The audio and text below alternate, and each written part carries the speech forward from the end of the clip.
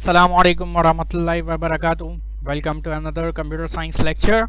So today we'll be discussing another scenario based question, or the 15-mark question from paper number 2. Now this one I've taken from the specimen paper for year 2023, the new syllabus. Some of you might have tried to solve it, and some of you might have even studied the mark scheme given for this. I believe the mark scheme, the solution in the mark scheme is a little bit tricky, so I've tried to make it easier and quick to understand, so that you might find it helpful while practicing for your exams, and you would be able to solve the scenario based 15-mark question in your paper on the 18th of May easily. Now remember that I don't know, some of you might not know this, but the solution given in the mark scheme is just as a sample, and the examiner will not check your solution word to word compared with the with the sample one given in the mark scheme. The examiner basically checks that your solution, whatever you write, should be logically accurate, even if it differs from the one given in the mark scheme. You may score full marks if you have written a logically correct solution, even if you have applied a different approach than the one examiner has used in the mark scheme. So don't worry about it if your solution is different than the mark scheme. You should remember the marks distribution, which I discussed in the previous video. You can find it in one of my shorts as well. Just remember that and solve your question accordingly, and you'll be in good hands. Now let's start solving the question. The 1D array names contain the names of students in a class. Now they have told us that the array names contains names of a student in the class, but they have not told us what is the number of students in that class, or in how many members are there in that array. The 2D array, now remember this is a 2D array, that means it has both rows and columns. Score contains the points for each game for each student, means each student in the class has played some games and their score is withheld in an array named score. The position of each score's data in the two array is the same. For example, the student in position 10 in names and the score is the same. You may not understand this point properly, so let me demonstrate it by drawing some tables. So the arrays are something like this. There is a 1D array by the name of names, and there is a 2D array by the names of score. Now the number of rows in both are same, whereas we don't even know what is the number of columns in the array score. We are only just told that the variable size contains the number of students in the class. So we can assume that this array by the name of names run from 1 to the variable name size, because size contains the number of students in the class. Let's suppose the value of size is 20. It would mean the array names would run from 1 to 20, or it would contain a list of 20 students. Whereas the 2D array score would run from 1 to size for rows, means it would have the same number of rows that this names array has.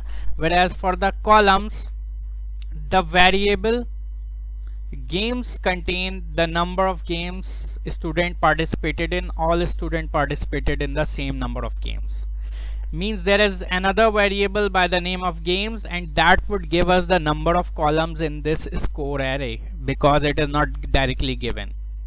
For example, there are 10 students in the class, so there would be 10 rows in the 2D array and 10 rows in the 1D array, whereas each student, let's suppose, played 4 games, so the column count would go from 1 till 4. Game 1, game 2, game 3, game 4. Now let's suppose on the 4th position the name is Tom.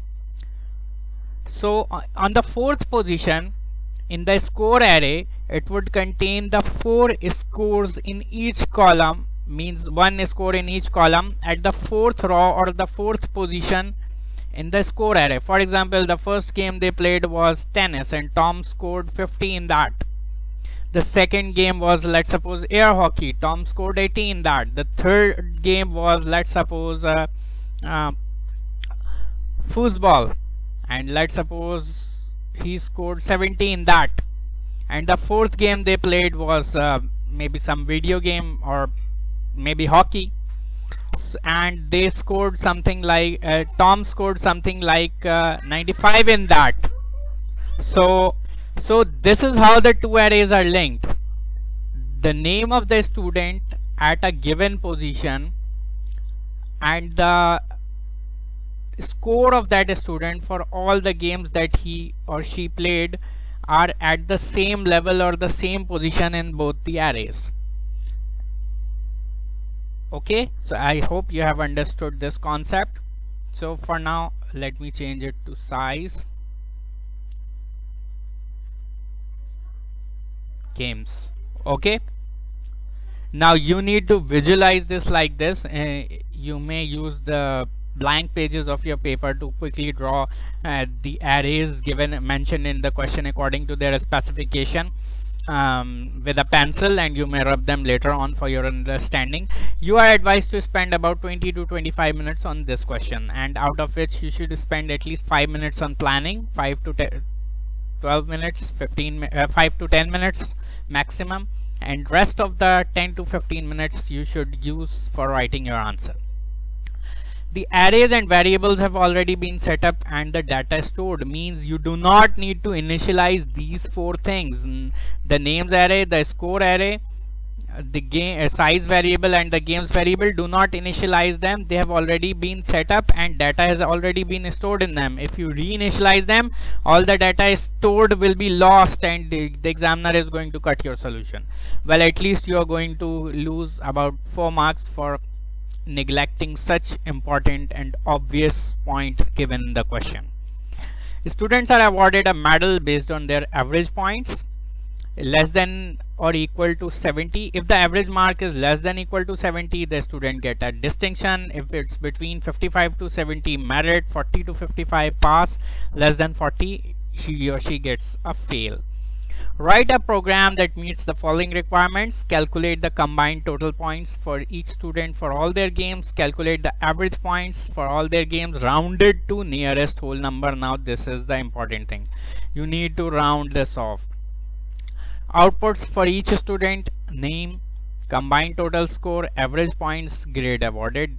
So your solution should output all of these things. Plus you need to calculate and store, means you have to make some variables or arrays to output the number of gold, silver, sorry, not the gold, silver, bronze, this is a typing mistake, distinction, merit, pass and fails for the whole class. You must use pseudocode or program code and add comments to explain how your code works. Do not need to initialize the data in the array. This is, like I said, if you try to reinitialize these two arrays, then you are doomed. Your solution would be not valid. Now let's come to the solution. First of all, whenever you write a solution, the first comment you always write is the initialization of variables. The new ones, not the ones already given in question. Now how many variables do we need? We need a count, we need a game count, we need distinction, merit, pass and fail in order to record the number of these four grades awarded to the student, and this would be integer. Then we need to initialize arrays to store data. Our first array would be total score. This would be a 1D array containing the same number of rows that would as the number of students in the class, which would store their total score. This would be integer. Then we'll declare an array for average score. Again, this would be a one-dimensional array and it would have the same number of rows as the number of students in the class. We don't know how many students are there, so we'll simply write it as 1 to size, because size is the variable that has the value stored for the number of students. Now this should not be real, because why? Because they have said rounded it to the nearest whole number, means turn it into an integer. So instead we'll also take it as integer, because when you round a decimal number off, you convert it into integer when you round it to nearest whole number.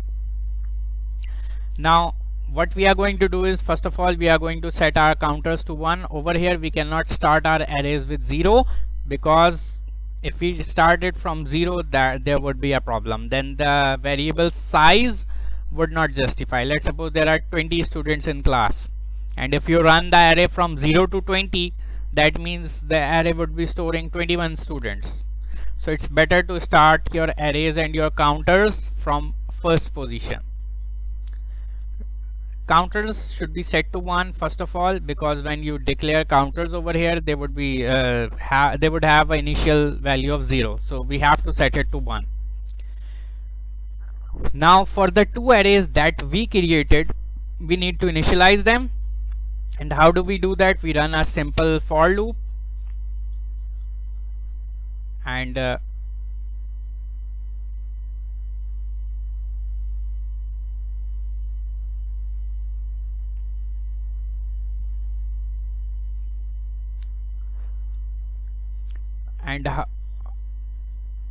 for count 1 to size, because size is the number of rows in our arrays. Total score count should be set to 0, means set each member of count total score array to 0, and also set each member of average score to 0. This is known as initializing an array, means filling it, instead of filling it with garbage data, setting an initial value. Next count. Now when this loop runs, it would set the initial value of these both arrays to 0.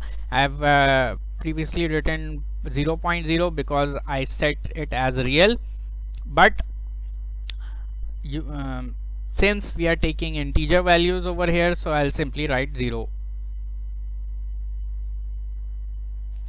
Now loop started to fetch values from array and calculate total and average, as well as store them in new arrays. Now remember that for every line that you write comments, you need to put in 2 slash marks like this. So we'll first of all set count to 1. We'll start our first loop. Since our score is a 2D array, and we have discussed in our arrays lecture that for fetching data from a 2D array, we need to run 2 loops, one for the column, one for the rows. Now how do you find a total for a student? You basically add all the values or of columns in a single row. Like how would you find the total score for Tom? You'll add this into this, and then into this, and into this, and what you would get, 50 plus 80 plus 70, 200, 295 would be your total score. And how do I get that value? For each student, I need to add in all the values that are already scored in the score array, means I'll need to add all the columns together for each row. So how do I do that? For count 1 to size, now this count variable is going to run on each row of both arrays. The game count variable would run from one column to the last column in the score array. For game count 1 to games. Why games? Because game contains our number of columns. Now the total score count means the 1D array we calculated to total the score or total points should be equal to total score count plus score count. Now score is the 2D array. Setting it as count means fixing the value of row, and then placing game count as the number of the rows, the value for rows. Now when this array when this code would run, what it would do, for each row it would add together the values of all the columns together, and it would store that value in the total score array at the count position. Means if Tom is at the 4th position, then how this code would run? When this code would run, then this would have a value of 4, this would also have a value of 4, this count would also have a value of 4, whereas this game count would keep on changing from 1 till 4. So how would this happen? It would come on to fourth row. So basically in the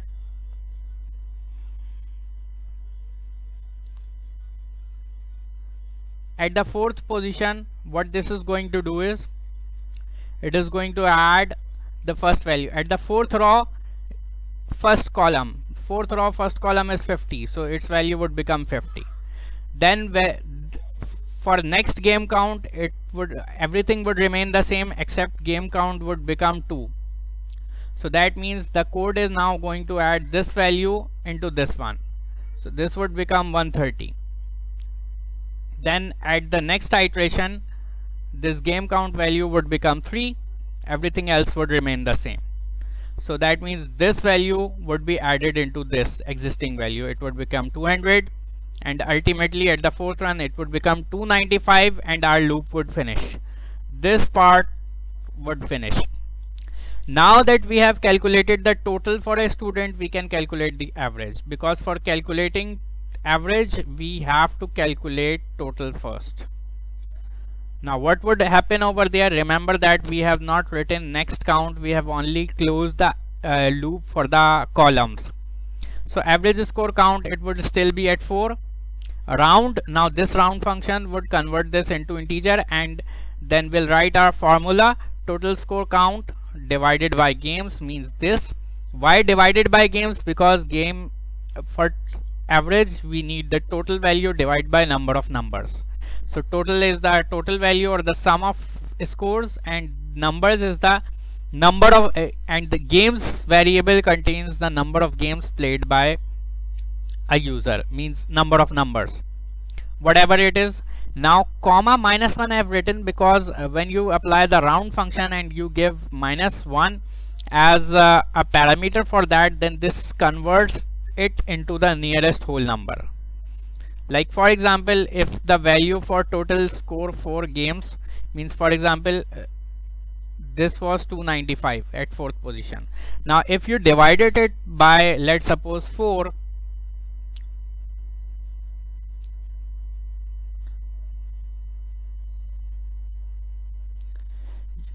so I'm getting something like 73.75. Okay, now before storing it 73.75, when this round function would be applied onto it and this -1 as a parameter is given, it would convert it into 74, and in average score at fourth position 74 would be saved. If I had written it like this, some of you might ask why I have not written, then the answer would come out as 74.00. mean writing 0 over here basically means that give 0 as the decimal place in the answer, but I do not need this part. I need to eliminate all of the decimal parts so that it converts into a nearest whole number. That's why I would write it as -1. This is something that is not explained in the book, so you might find it confusing, but trust me, whenever you're programming and you need to use the round function to convert something into nearest whole number, you can apply the round function like this: round, bracket open, write down your formula or the value, comma, -1, and it would be converted into the nearest whole number. We could have applied int function over here as well, int and this part, but since they said rounded to the nearest whole number, it's better if you use the round function. Now that we have calculated average as well, we are simply going to display our name, total score, and average. Print name count means print the name at fourth position, and we'll see the result as Tom. Print score, the total score at fourth position, and we are going to see 295 on screen. Then print average score count means at fourth position, which we are taking as an example, and this would be displayed as 74.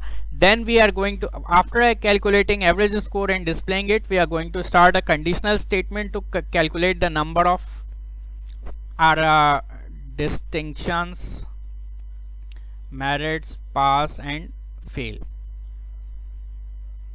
Okay,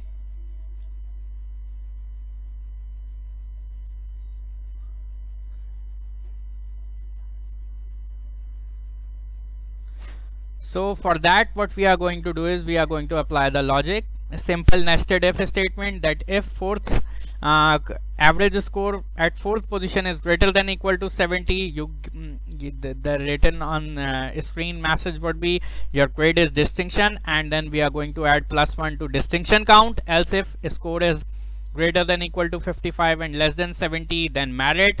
Again from 40 till 55 you get pass, else you get fail. You can also write over here else if grade is less than average score count less than 40, but it's better to simply use an else statement because everything else has been checked already. Now we started 3 ifs in our nested if loop, so we are going to close 3 ifs, 1 2 3, and if and if and if. Now then we are over here our this position, the average score was 74, so on screen this message would be displayed.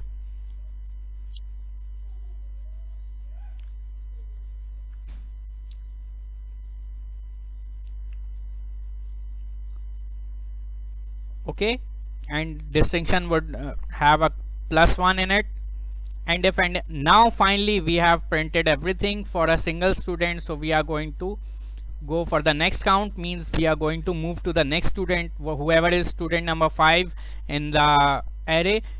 His all these things would be counted accordingly. So we are using the variable count as the raw number. So after we have done everything, only then we'll go to next count and not somewhere in between, otherwise your code would be wrong.